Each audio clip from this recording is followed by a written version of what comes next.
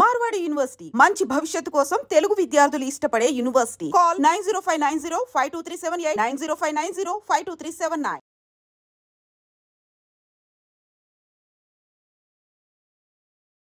మాజీ మంత్రి ఎమ్మెల్యే సబితా ఇంద్రారెడ్డి గారి ఇంటి దగ్గర ఉన్నాం ప్రస్తుతం.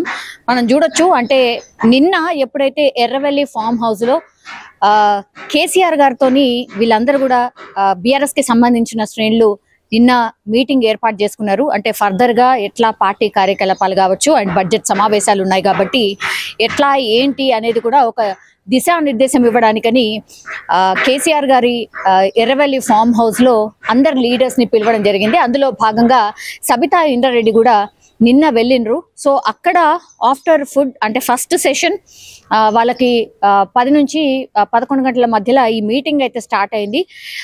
ఆ తర్వాత ఈ మీటింగ్ మధ్యలో లంచ్ సెషన్ అప్పుడు తను లంచ్ తిన్న కొద్దిసేపటికే కొంత అస్వస్థతకు గురయ్యారు.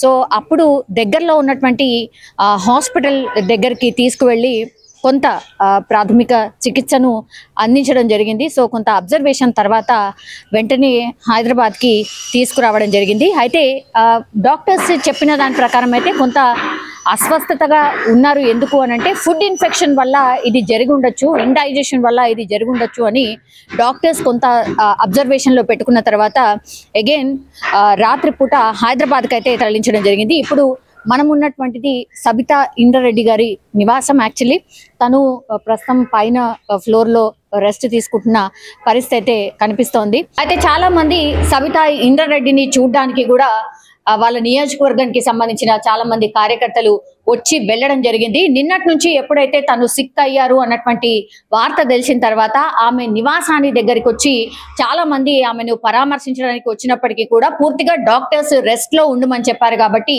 తను ఎవరిని కలవట్లేదు. ఇంకోటి ఏంటంటే చాలా మంది వాళ్లకు సంబంధించిన కుటుంబ సభ్యులు మాత్రమే ఇప్పుడు సబితాని వచ్చి పరామర్శించి వెళ్తున్నారు. ఇంకొక 2-3 డేస్ పాటు రెస్ట్ తీసుకోవాలి అని డాక్టర్స్ సజెస్ట్ చేసిన సిచ్యువేషన్ అయితే కనిపిస్తోంది. ఆమె ఇంటి దగ్గర ఎక్కడ హడావిడైతే కనిపించట్లేదు, కేవలం కుటుంబ సభ్యులు మాత్రమే ఇప్పుడు ఆ నివాస ప్రాంతం దగ్గర మనకైతే కనిపిస్తున్నారు. కానీ ఒక్కసారిగా సబితకు బాలేదు, అస్వస్థతకు గురయ్యారు అన్న వార్త తెలిసిన తర్వాత మాత్రం చాలా మంది బీఆర్ఎస్ కి సంబంధించిన శ్రేణులు అట్లాగే కేసీఆర్ కూడా సబితతోని మాట్లాడినట్టుగా, అట్లాగే సబిత కుమారుడైనటువంటి కార్తిక్ రెడ్డితోని కూడా ఫోన్ లో మాట్లాడి ఎలా ఉంది ఏంటి అని తెలుసుకున్న సిచ్యువేషన్ అయితే కనిపిస్తోంది. కేటీఆర్, కవిత, హరీష్ రావు వీళ్ళందరూ కూడా ఎట్లా ఉన్నారు ఏంటి అనేది కూడా తెలుసుకుంటున్న పరిస్థితి అయితే కనిపిస్తోంది. ఇప్పుడైతే సబిత ఆరోగ్యం బానే ఉంది.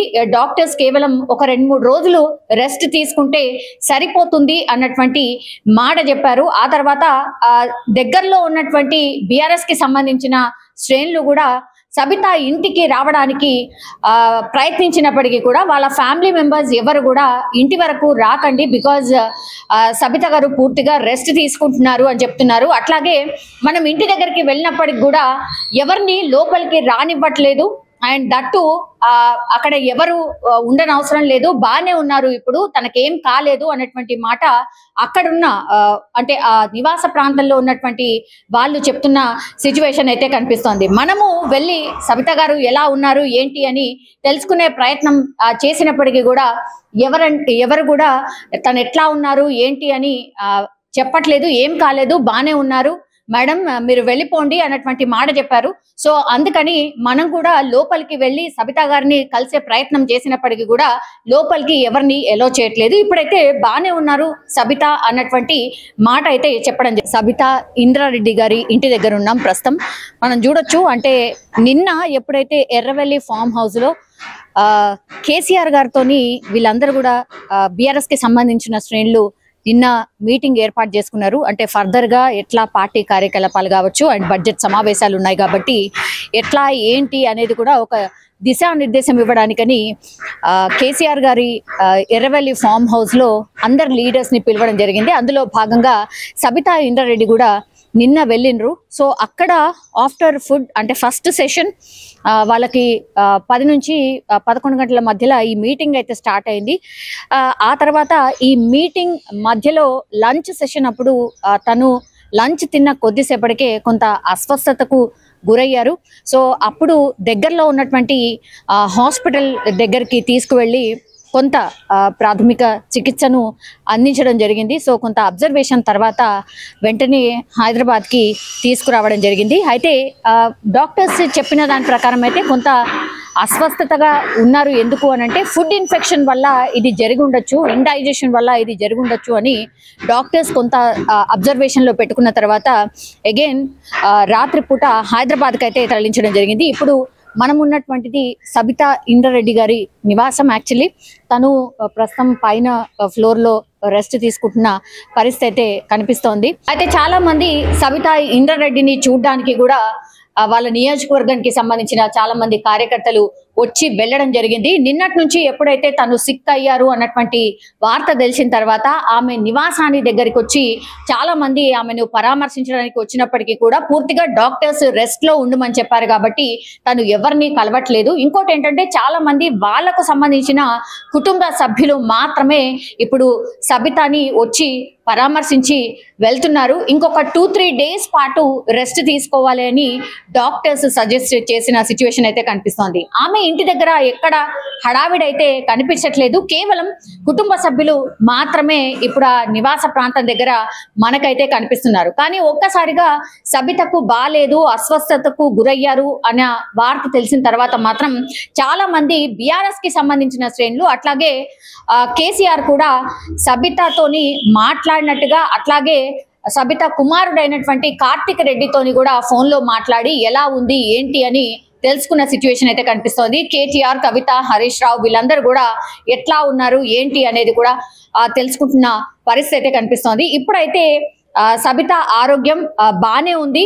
డాక్టర్స్ కేవలం ఒక 2-3 రోజులు రెస్ట్ తీసుకుంటే సరిపోతుంది అన్నటువంటి మాట చెప్పారు. ఆ తర్వాత దగ్గరలో ఉన్నటువంటి బీఆర్ఎస్ కి సంబంధించిన శ్రేణులు కూడా సబిత ఇంటికి రావడానికి ప్రయత్నించినప్పటికీ కూడా వాళ్ళ ఫ్యామిలీ మెంబర్స్ ఎవరు కూడా ఇంటి వరకు రాకండి, బికాజ్ సబిత గారు పూర్తిగా రెస్ట్ తీసుకుంటున్నారు అని చెప్తున్నారు. అట్లాగే మనం ఇంటి దగ్గరికి వెళ్ళినప్పటికి కూడా ఎవరిని లోపలికి రానివ్వట్లేదు. అండ్ దట్టు అక్కడ ఎవరు ఉండనవసరం లేదు, బానే ఉన్నారు, ఇప్పుడు తనకేం కాలేదు అన్నటువంటి మాట అక్కడున్న అంటే ఆ నివాస ప్రాంతంలో ఉన్నటువంటి వాళ్ళు చెప్తున్న సిచ్యువేషన్ అయితే కనిపిస్తోంది. మనము వెళ్ళి సబిత గారు ఎలా ఉన్నారు ఏంటి అని తెలుసుకునే ప్రయత్నం చేసినప్పటికీ కూడా ఎవరు కూడా తను ఎట్లా ఉన్నారు ఏంటి అని చెప్పట్లేదు. ఏం కాలేదు, బానే ఉన్నారు మేడం, మీరు వెళ్ళిపోండి అన్నటువంటి మాట చెప్పారు.